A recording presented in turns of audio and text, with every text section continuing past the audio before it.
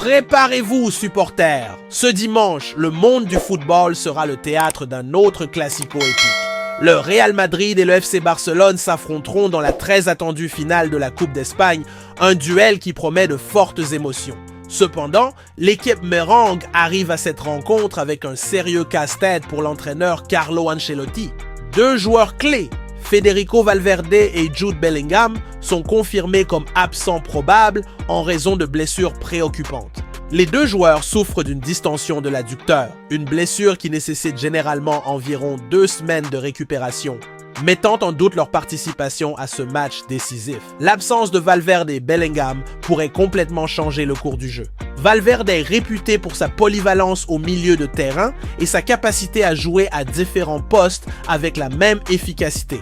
Tandis que Bellingham a été l'un des principaux protagonistes de la saison, apportant créativité et but à l'équipe. Ce duo est essentiel dans le système d'Ancelotti, qui doit maintenant repenser sa stratégie pour affronter le rival catalan sans 2 de ses armes principales. La question est la suivante. L'entraîneur italien prendra-t-il le risque de compromettre l'intégrité physique de ses joueurs pour un match si important, même si cela implique des pratiques qui pourraient être considérées comme non éthiques ou même illégales? Dans le football de haut niveau, il est bien connu que des décisions difficiles doivent être prises sous une pression extrême.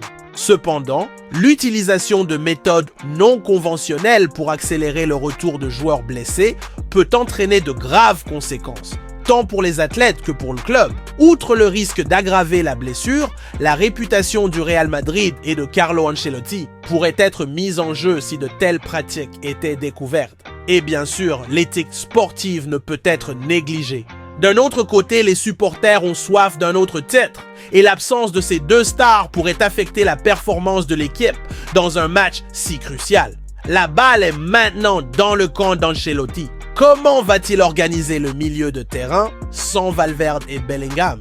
Kroos et Modric, les vétérans de l'équipe, prendront-ils les devants? Ou verrons-nous de jeunes talents comme Camavinga et Tchouaméni briller lors de cette finale? Ce qui est certain, c'est que l'FC Barcelone, avec une équipe complète, exploitera au maximum les faiblesses du Real Madrid pour imposer son rythme et décrocher le titre.